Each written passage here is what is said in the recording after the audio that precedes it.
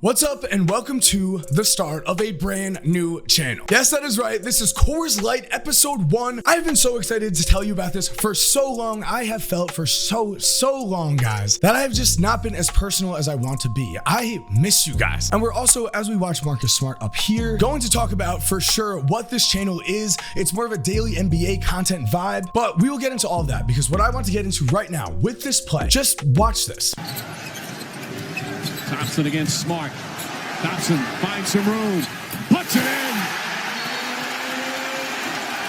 Largest lead of the night for Golden State. An 8-point advantage. Timeout Boston. So as you just saw, we all know it. Marcus Smart flopped. Marcus, if you want to pretend like he got hit by a ghost, if you want to pretend like I'm not really good with football, so let's go. The ghost of Wilt Chamberlain, for some reason, took offense to you, tackled you across the court, then sure. Ghosts exist, everybody. Let's spread the news. It's incredible. But what Marcus Smart also does on this play, the defensive player of the year in the NBA, is he doesn't play defense. Is this playing defense? No. This is trying to flop, trying to let the referees, and I'm getting a bit heated because don't the players want the refs not to put the games in their hands? Don't the players want more control? Well, Marcus Smart, as you flop, defensive player of the year, as you flop, and as Klay Thompson makes this three, why does this anger you to this degree? Watch as Marcus Smart loses his mind. I mean, just watch him with me right now. I know I'm making a big deal about Marcus Smart, and I want to say right now that without Marcus Smart, I don't think the Celtics would get here. I don't think without this man right here, Boston would even be in the NBA Finals, but the problem is when you are that guy that is the reason why your team is in the finals, when you are that leader, that these young guys, yeah, Tatum and Brown are amazing, but they are younger and they were looking for Marcus Smart to be the leader that he had been up until this point. Then he loses his head like this. Then he gets the technical foul after coming out of a timeout. He had a timeout to cool off. He couldn't. He was seeing red. He gets the technical foul. He does this with his arm, and that allows Jordan Poole to, do this.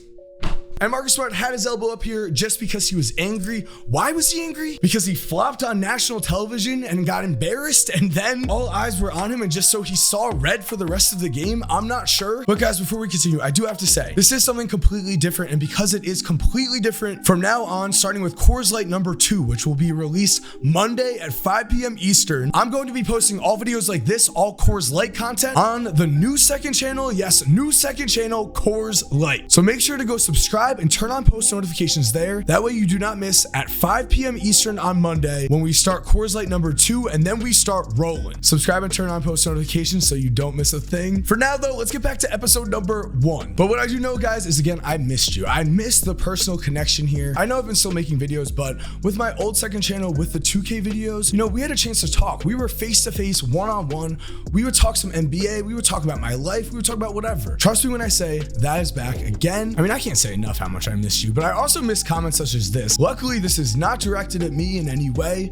Actually, I wish it was. As you can see in the post-game Reddit thread, we have Andrew Wiggins X-Ray. Thank you, Bork Bubble. We click this, and what do we see? A dog. Andrew Wiggins, of course, was a dog in this series. When we entered this series, the question was, can Jason Tatum take the next step? Can he become a superstar? Well, as people were asking that question, Andrew Wiggins didn't ask anything. He just went out and proved to everyone that sure, he might not be that #1 pick that is Steph Curry that you revolve your entire offense around, but man, is he incredible. I mean, the meme machine 3000 nails it. His dog per 48 numbers are amazing. I will say though, compared to Jimmy Butler, still a bit behind, but he's learning from his boy. All the credit in the world to Andrew Wiggins. I mean, I get the stats, I get that he played better, but really it was the confidence. It was the fact that at times Andrew Wiggins reached that Super Saiyan, superhuman. People are bouncing off of him as he's driving to the rim. He's jumping with 4 Celtics around him and grabbing a rebound and somehow looking like if he wanted to, he could go and just dunk it while he's up there. Andrew Wiggins was amazing. That brings up a very, very big what if that's been asked, which is what if the Minnesota Timberwolves did not trade Andrew Wiggins? But I mean, I think we can all agree that no one was questioning that Andrew Wiggins trade at the time.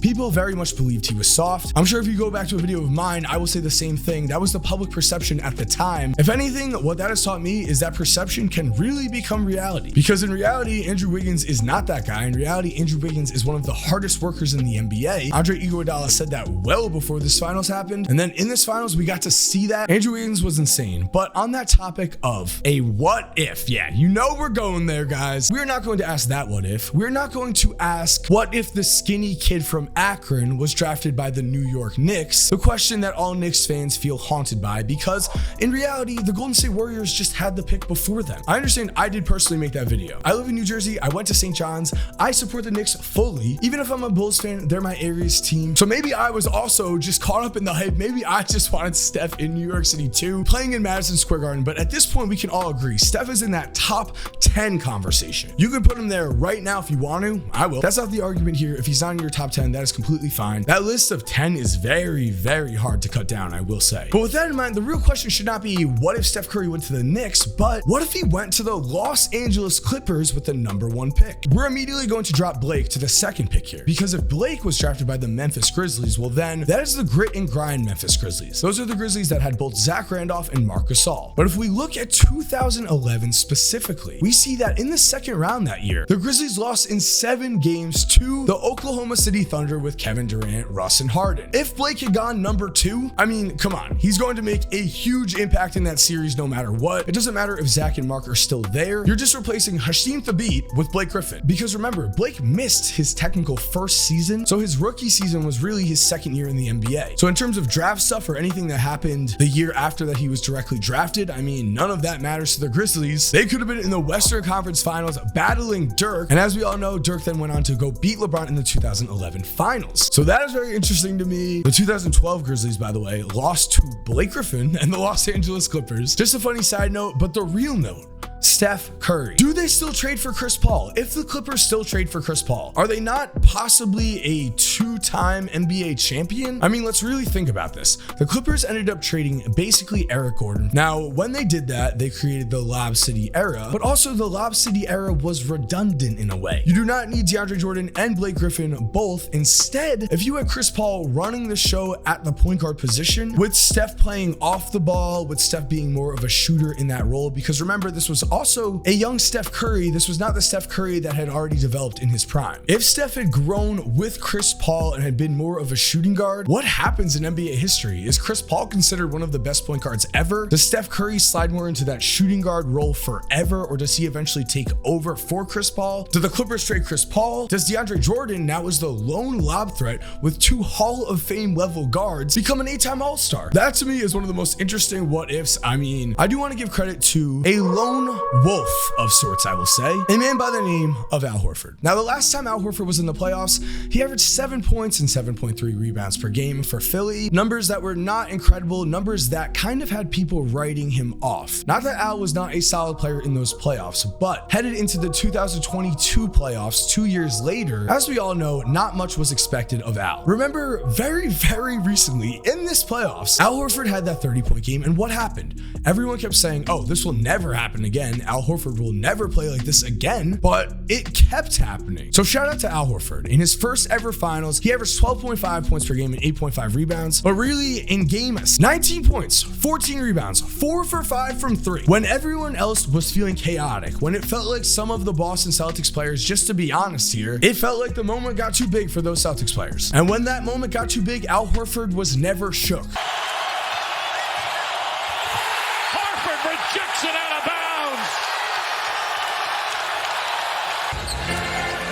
Smart falls on it. Finds Grant Williams. Horford. It's good. And you know, we're gonna have that main channel flair, of course. So let's talk about something that I love. Conspiracies that are unfolding right in front of our eyes.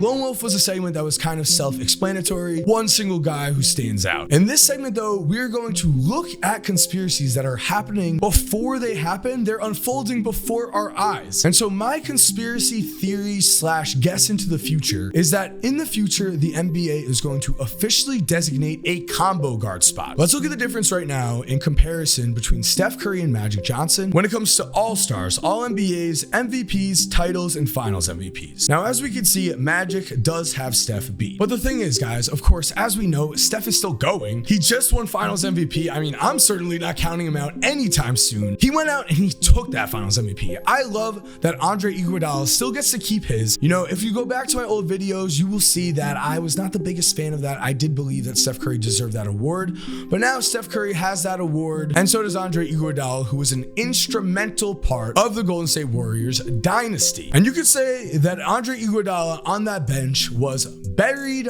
but alive. And so buried but alive will normally be a guy that we all think is a guy that is a great player and he's buried on the bench, but he's alive. He should be out there playing. Andre Iguodala, though, is our first ever buried but alive. Because watch here as Andre Iguodala encourages his teammates. These are just the clips that we've seen. Listening to the quotes by Steph, by Clay, by Steve Kerr, by anyone in the Golden State Warriors organization, it is very clear. Not only is Andre Iguodala respected, but that also he has played a huge role in the mentorship of these young players and keeping these guys focused in these big time NBA playoff games. That is something that should not just go overlooked. Andre Iguodala might not be the same player, but that didn't stop him. He didn't get mad about it. He didn't retire because he could no longer dunk. Well, he could dunk. You know, Iggy, I'm not saying that to you. He didn't retire because he no longer was the same guy that he once was. Instead, he took a role that he could take on, and look, yet again, he is an NBA champion. Shout out Andre Iguodala, and shout out to all of you guys. That is Coors Light episode 1. We are done. Man, it felt like we just started. It really did.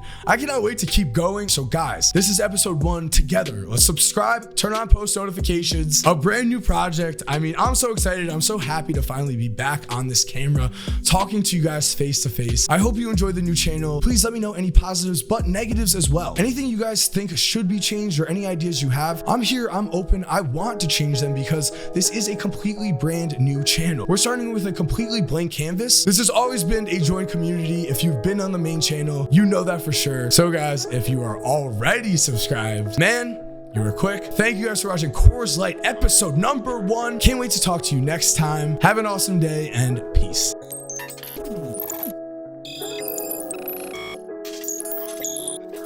What's your grade? Well, this appears to be either sprayed on or shoe polished onto his head. I think it looks pretty good, whatever it is, right? Especially if he's trying out for the cast of Star Trek.